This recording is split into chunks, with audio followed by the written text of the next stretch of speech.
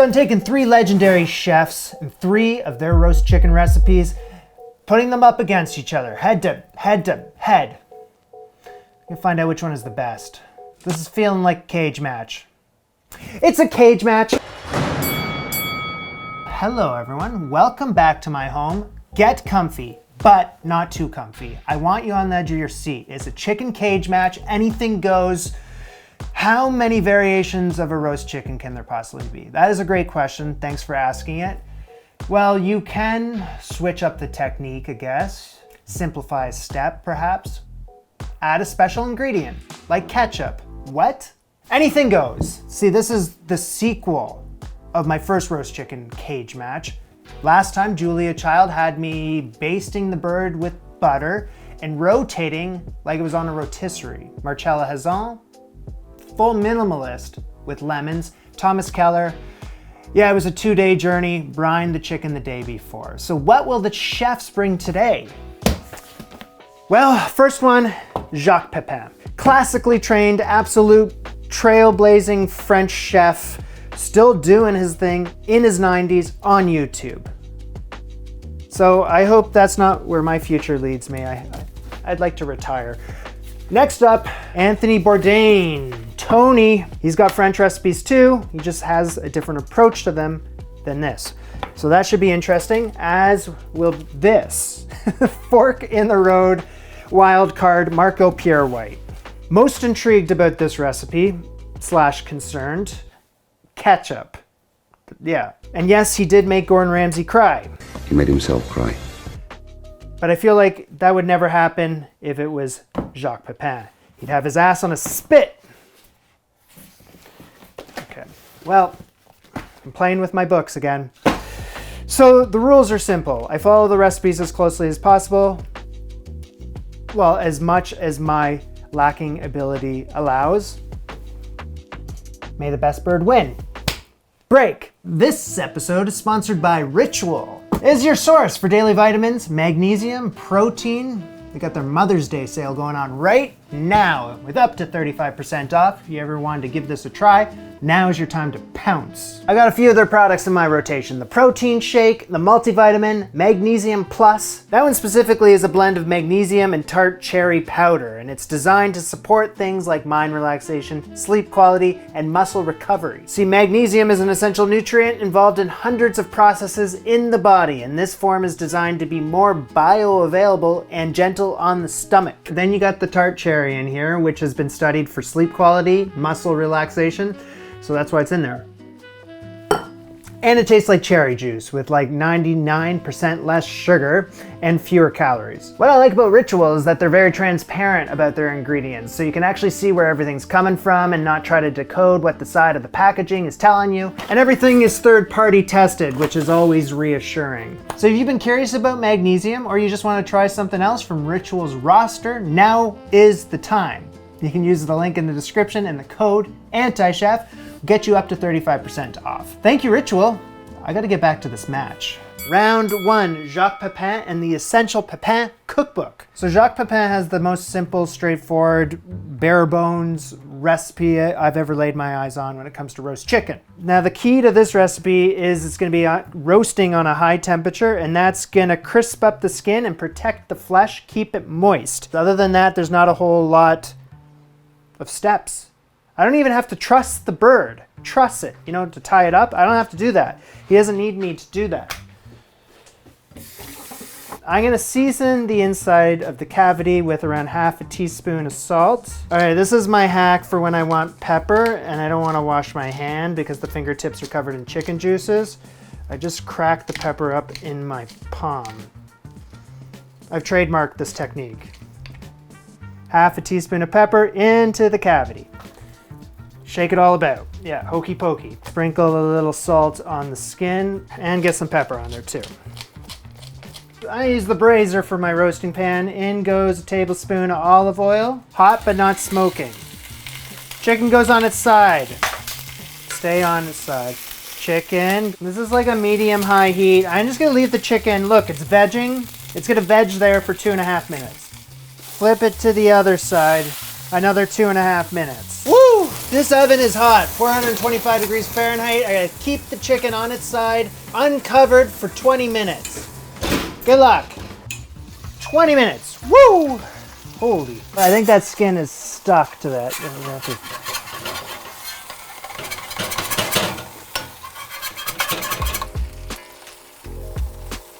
Whoa, that got toasty. All right, I gotta baste with these chicken juices. Chicken on that side now. Roast for another 20 minutes. Okay, make sure it's not sticking. All right, I gotta turn the chicken onto the back. I gotta baste it with more of this emerging fat, and I roast for another 20 minutes.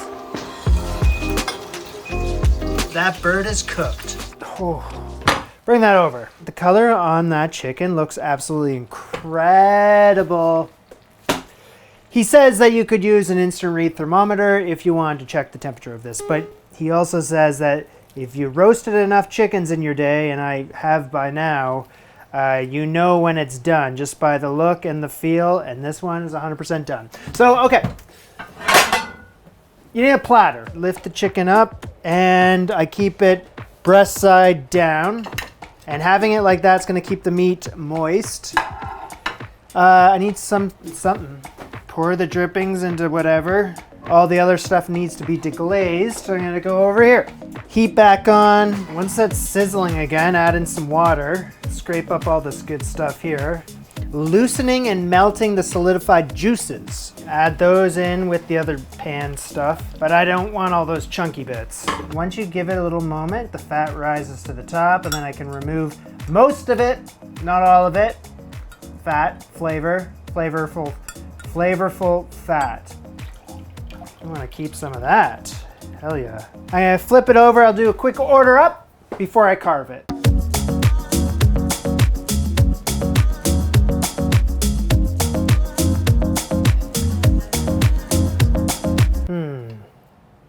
Interesting. Separate the drumstick from the thigh. All right, let's go right down. And then he says to cut each breast in half. Be gone. There you go. So in order to do some proper taste test here, I got some thigh, some drumstick, and some white meat. Little of the deglaze. Have it first without the deglazing sauce. All right, dig in.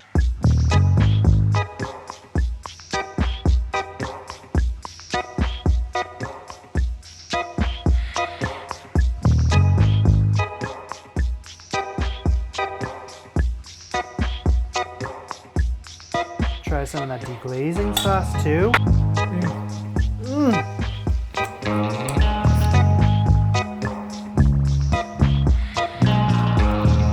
That is everything that's going on in here. I'm not going to tell you just yet. I'll spill the beans with all of the recipes at the end. We'll have a bit of a review time, but for now, on to the next one. It's gonna be tough to beat. Round 2, Anthony Bourdain and the Lay Hall Cookbook. The man was very passionate about roasting chicken properly, doing it a good job. He's got a recipe that's simple and requires minimal technique, and the possibilities of failure are few. Let's do this, numbnuts. His words. So, starting off here with a 4-pounder, and I'm just gonna pat it dry, cut off the wing tips. So I'll just fracture it and then right off. And I'm gonna leave the meaty part of the wing. Great, Scott. Trimming off the excess fat around the cavity and inside the cavity if there's any, and if there's any excess skin around the neck as well. Now we're gonna proceed with trussing the bird this time around. He's got a shortcut way of doing it, which is helpful. He says to lie on your back on the floor. Okay. Press your knees together and draw them both up to your chest with your arms and press them against your chest. It's like this. I'm wearing my Crocs. I always do when I'm cooking. I think they're the perfect shoe in the kitchen. I digress. You should look pretty funny down there, but that's exactly the position I want you to put your chicken in. Knees up, ass out. You make a slit in the extra skin flap right there. Now with the skin hole, I tuck the leg carefully inside that. Do the same on this side. And try not to tear the skin. And salt, pepper, give the skin a rub down. Half a peeled onion into the cavity. Is that onion too big? A little bit, so I'm gonna do that. Get the half of a lemon in there first, and then maybe not as much of the onion. There you go. Fresh herbs. Rosemary and thyme, a sprig each. Do not use dried. Keep that trash away from my bird. His words. Into the cavity. Okay, so quick like a bunny, I have to make this herb butter. Half a cup of butter, softened. Finely chopped fresh herbs. Parsley, basil, thyme, and rosemary. Half a tablespoon of honey. Combine everything. Get that onto plastic wrap. Shape it into the shape of a stick of butter, I guess. And, or something. And roll it tight. The cool kids call that compound butter. I'm gonna chill this until I'm ready for it. All right, so I gotta lift the skin up and separate it from the flesh. Take around a tablespoon or so of that herb butter, prod it along underneath the skin, and one lump can sit on one side of the breast and another lump sit on the other side. Lemon out, back in it goes. The butter on both sides. So with about half of that herb butter, I'm gonna rub it all over the skin. Every nook and cranny, right? Even under the armpits, scrub. In the roasting pan goes the other half of the onion. Now here's the thing. So my chicken didn't come with a bag of giblets, so I bought my own. So there's a couple livers. Well, I just get a couple livers in there. That should do. Chicken goes on top of everything. In goes half a cup of white wine. And then the oven's set to 375°F. I'm gonna roast this for half an hour, continuing to baste. Rotating the pan around so it's not just staying in hot spots either. Good luck. After around 30 minutes, I gotta crank the heat super hot, 450°F. What's up? Cook for another 25. So I'm not concerned about this being undercooked in any way, but he says if you do feel like, hey, what's going on with this bird? Well, you can poke it with a knife in the fatty part of the thigh, and the juices that come from it should be clear. Oh, this might not be done. 165, right? You know what? That was some pink juice. So, a few more minutes. Okay, it's done. Chicken up and into a platter. Roasting pan over here. On the heat, cup of wine. Scrape the bottom of the pan, scrape up all the fond, the good stuff, the brown stuff. Bring that wine up to a boil, reduce it by half. Strain it.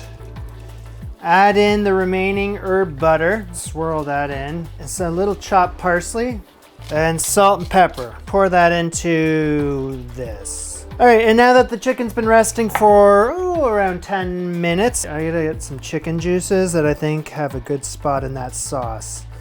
Anything else in there? All sorts of stuff. All right, just clean it up a little bit and order up.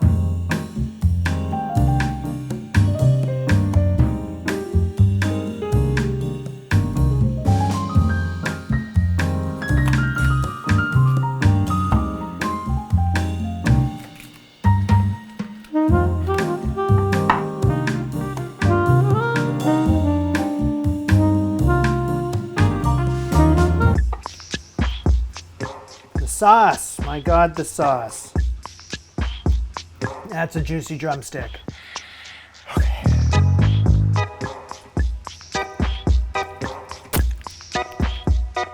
You would not believe what just happened. Just got back from the hospital. My head has just been glued.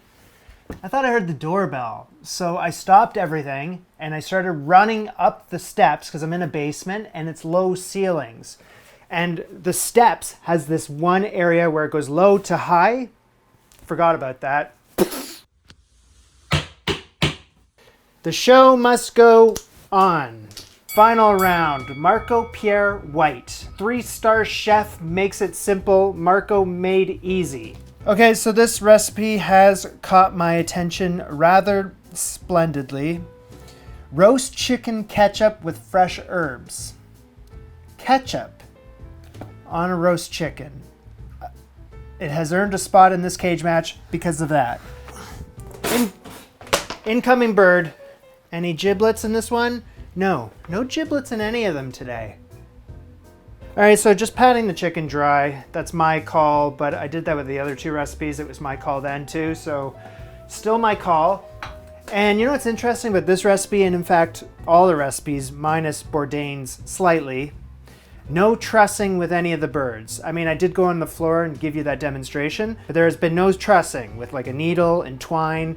None of that this time around, so it has been nice because I always kind of find that to be a little bit of a pointless endeavor. So same roasting pan, my brazier, chicken goes in. So 50 milliliters of olive oil. What is 50 milliliters in tablespoons? It's British Cookbook, 3.38 tablespoons. That's 1 tablespoon. It's like 1.5. 1, 2. Okay, it's nicely coated, so one would presume you massage it in there. So there's no mention of seasoning it just yet. That's later. If he wanted me to season it, he would say, that's the point of this cage match, right? You gotta follow the recipe. All right, well, that's no problem. I won't do it then. So the oven's set to 180 degrees Celsius, which in Fahrenheit is 356 degrees. I'm gonna roast this for 40 to 50 minutes, basting a couple times, and that's all we gotta do for now. Good luck. While the chicken is roasting, we're gonna move along to making our sauce. That's 50 grams worth of finely chopped shallot. That's olive oil that I'm trying to remove from my shirt. It's like a watered Dawn solution and pat dry. Yeah, you gotta keep the scale handy. So this is where the fun begins. I have ketchup, 170 grams worth.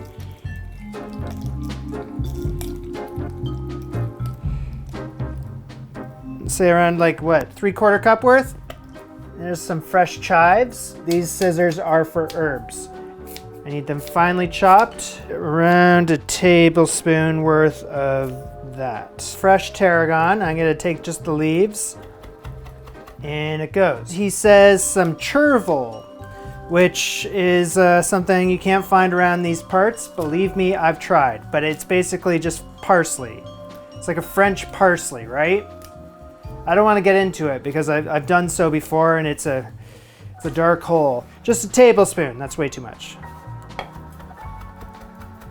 That goes in Worcestershire sauce. Specifically, he's calling out the Leah Perrins Worcestershire sauce or Worcester sauce, whatever you want to call it. And it's a hefty amount, 2 tablespoons worth, and it goes. And around 10 drops of Tabasco.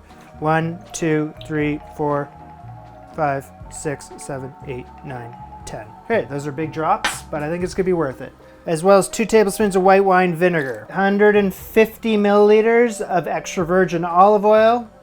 What is that gonna be? Around 2/3 cup, I'm gonna guess. 150 mils, 2/3, that's a lot of olive oil. And then he says Maldon sea salt, which is these salt flakes here. And he just says whatever, so I'll just drop in whatever. Give that a good mix, very good mix. That came together. With all that olive oil, it still came together. That's great to see. Coming in hot. Yeah, I went the full 50 minutes with this thing, and I can confirm that it is for sure cooked through. You can just feel it, you know? You know when you feel it. Now I just need to leave it until it's cool to touch. And I know I just touched it, but it just needs a couple more minutes. Capiche? I think that's another order up.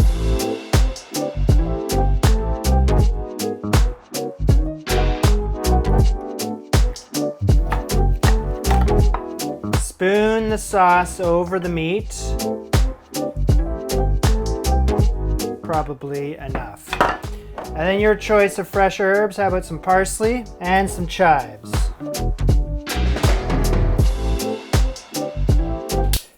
Let's dig in. That's the Dawn. I was using it for my shirt. Ooh la la.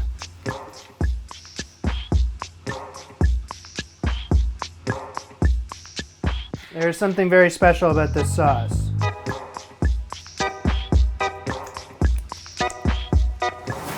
We're going to review all 3 recipes. I'm going to find out which one is the best. And I'm going to refer to my notes from here on out. I would be doing this anyway, even if I didn't bang up my head. Jacques Pépin's chicken. All right, so first of all, this recipe was easy. So easy, a kindergarten kid could make it. It's the most basic, yet sophisticated way to showcase a chicken in its truest form. It's just a chicken. End stop. Juicy, big time flavor, and the chicken skin was crispy as... Not only was it crispy, that the color of the skin too was just popping. And there was only one hiccup. It was more of a user error, I guess you could say, where I was trying to brown the side of the chicken and I just browned it a little too long, but it wasn't a big deal. In fact, I liked it. So I don't even know why I'm telling you that. So for the recipe, no faults. 10 out of 10. For flavor, I wrote down 9.5 out of 10, but honestly, I think this is a perfect recipe. I'm giving it 10s. Should you make it? Absolutely. Anthony Bourdain's is next, which was a much different chicken than Jacques. It was richer and like rich. It was richer. It had money, but also it was rich too. Wine flavor, that set it apart from the other recipes today. Well, because I added the wine, that's probably why. But yeah, you could really pick it up because I added it. But also the rosemary and the thyme, big time, no pun intended, with both of those as well. You could just pick it up throughout the chicken. The dark meat was crazy juicy, that's true. But here's the thing about the dark meat. Because we weren't like rotating the bird around in the oven at all, we just kept it in one place in the pan. The skin was much more pale than, say, Jacques. Like, there was no color to the skin at all. So it wasn't crispy, and it was just kind of like that skin that you would peel off the meat. But the meat itself, and I'm only talking about the dark meat right now, but the dark meat itself was probably the juiciest of the batch. That all being said, though, the color and the crispiness was on the breast meat, and underneath the skin, juicy breasts. So, yeah, the breasts were unmatched. Here's the thing, I like Jacques Pépin's much more than this recipe. I'm giving the recipe an 8 out of 10 and the flavor, taste, 9. So should you make that recipe? I would say yes. It was a very good recipe. I enjoyed it. It's just had some tough competition today and it wasn't my preferred option of the 3. And lastly, Pierre White. I didn't think you could get an easier recipe than Jacques. And then Pierre White takes a chicken into a pan, you just kind of lather up with olive oil and then into the oven, baste a few times, done. Okay, so the big noticeable difference here is that the skin wasn't even remotely crispy, whereas the other 2 recipes had crispy skin. So that's a biggie. Obviously, the heat wasn't up as high with this recipe, but the meat was just as juicy as the other 2 birds. The thing is that I didn't even really miss the lack of seasoning on that chicken, because once it came out of the oven, I had a little taste and I was like, okay, well, I guess the olive oil is doing a lot of heavy lifting there. Now, can we talk about this sauce now? It does not around this ketchup and fresh herb sauce. Incredible, delicious, I wrote that, mixed with herbs and olive oil and the Worcestershire sauce. That is a killer combination. And then you have some of that Tabasco heat. I gotta say that you could pour as much of that sauce onto the chicken and it would still not be enough. It was so good. The sauce was really killer, and I do realize that this recipe has an unfair advantage with, we made a separate sauce, whereas the other 2 recipes we just made pan sauces. So, that's not lost on me, but I don't care. Recipe, 8.5 out of 10. For taste, a 9. But it has the sauce, but it's still a 9. Should you make it? Yes. Should you make all 3 of these recipes? I think so. But we do have a winner, Jacques Pépin's coming in with a perfect recipe for roast chicken. I gotta say, if you're making one, that's the one you should make, Jacques Pépin's, but you know, I'm just a guy. You know what you could do is take the roast chicken of Jacques and then the sauce of Marco's. That would be an amazing combination that I should try, but I'm not going to right now because I've already roasted 3 chickens today, gone to the hospital, and stained my shirt. So yeah, I need a break. This was a roast chicken cage match, the sequel. Bon appetit. Au revoir.